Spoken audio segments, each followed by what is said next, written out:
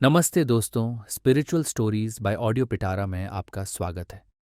अगर आप आध्यात्मिक कथाएं, पौराणिक कथाएं, विष्णु पुराण जैसी कहानियों को पसंद करते हो, तो हमारे चैनल को सब्सक्राइब करें और बेल आइकन को दबाना न भूलें ताकि आपको हर अपडेट मिल सके। ऑडियो पिटारा पर आप सुन रहे हैं विष्णु पुराण, मेरे यानी प्रियंका के साथ। कथा का नाम है मत्स्य अवतार। मत्स्य अवतार भगवान विष्णु का प्रथम अवतार है। मछली के रूप में अवतार लेकर भगवान विष्णु ने एक ऋषि को सब प्रकार के जीव जंतु एकत्रित करने के लिए कहा, और पृथ्वी जब जल में डूब रही थी तब मत्स्य अवतार में भगवान ने उस ऋषि की नाव की रक्षा की। इसके पश्चात ब्रह्मा ने पुनः जीवन का निर्माण किया। एक दूसरी मान्यता के अनुसार एक राक्षस ने जब वेदों को चुराकर सागर की अथाह गहराई में छुपा दिया, तब भगवान विष्णु ने मत्स्य रूप धारण करके वेदों को प्राप्त किया और उन्हें पुनः स्थापित किया। मत्स्य अवतार की कथा। एक बार ब्रह्मा जी की असावधानी के कारण एक बहुत बड़े दैत्य ने वेदों को चुरा लिया। उस दैत्य का नाम हयग्रीव था। वेदों को चुरा लिए जाने के कारण ज्ञान लुप्त हो गया। चारों ओर अज्ञानता का अंधकार फैल गया और पाप तथा अधर्म का बोलबाला हो गया। तब भगवान विष्णु ने धर्म की रक्षा के लिए मत्स्य रूप धारण करके हयग्रीव का वध किया और वेदों की रक्षा की। भगवान ने मत्स्य का रूप किस प्रकार धारण किया, इसकी विस्मयकारिणी कथा इस प्रकार है। कल्पांत के पूर्व एक पुण्यात्मा राजा तप कर रहा था। राजा का नाम सत्यव्रत था। सत्यव्रत पुण्यात्मा तो था ही, बड़े उदार हृदय का भी था। प्रभात का समय था, सूर्योदय हो चुका था। सत्यव्रत कृतमाला नदी में स्नान कर रहा था। उसने स्नान करने के पश्चात जब तर्पण के लिए अंजलि में जल लिया तो अंजलि में जल के साथ एक छोटी सी मछली भी आ गई। सत्यव्रत ने मछली को नदी के जल में छोड़ दिया। मछली बोली, राजन, जल के बड़े बड़े जीव छोटे छोटे जीवों को मारकर खा जाते हैं। अवश्य कोई बड़ा जीव मुझे भी मारकर खा जाएगा। कृपा करके मेरे प्राणों की रक्षा कीजिए। सत्यव्रत के हृदय में दया उत्पन्न हो उठी। उसने मछली को जल में भरे हुए अपने कमंडलू में डाल लिया। तभी एक आश्चर्यजनक घटना घटी। एक रात में मछली का शरीर इतना बढ़ गया कि कमंडलू उसके रहने के लिए छोटा पड़ने लगा। दूसरे दिन मछली सत्यव्रत से बोली, राजन, मेरे रहने के लिए कोई दूसरा स्थान ढूंढिए, क्योंकि मेरा शरीर बढ़ गया है। मुझे घूमने फिरने में बड़ा कष्ट होता है। सत्यव्रत ने मछली को कमंडलू से निकालकर पानी से भरे हुए मटके में रख दिया। यहां भी मछली का शरीर रात भर में ही मटके में इतना बढ़ गया कि मटका भी उसके रहने के लिए छोटा पड़ गया।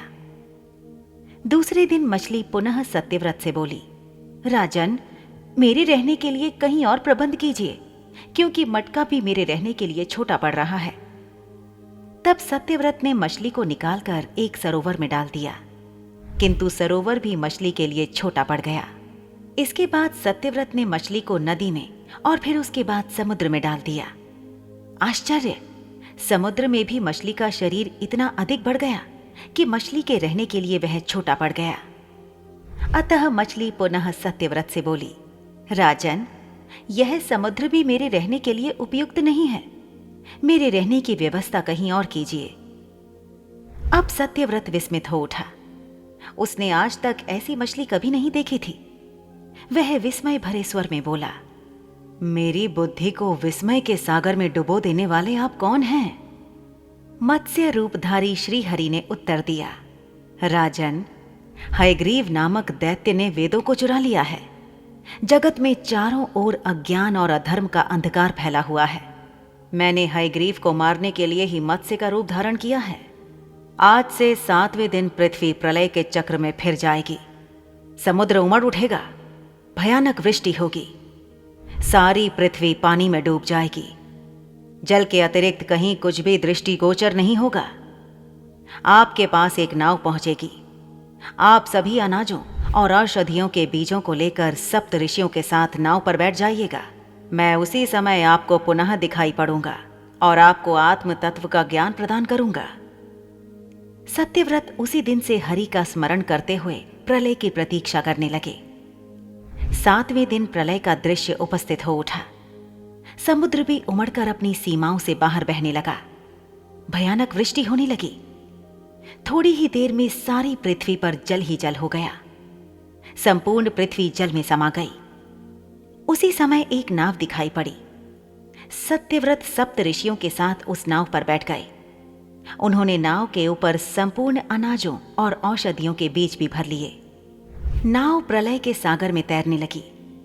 प्रलय के उस सागर में उस नाव के अतिरिक्त कहीं भी कुछ नहीं दिखाई दे रहा था। सहसा मत्स्य रूपी भगवान प्रलय के सागर में दिखाई पड़े। सत्यव्रत और सप्त ऋषि गण मत्स्य रूपी भगवान की प्रार्थना करने लगे। भगवान से आत्मज्ञान पाकर सत्यव्रत का जीवन धन्य हो उठा। वे जीते जी ही जीवन मुक्त हो गए।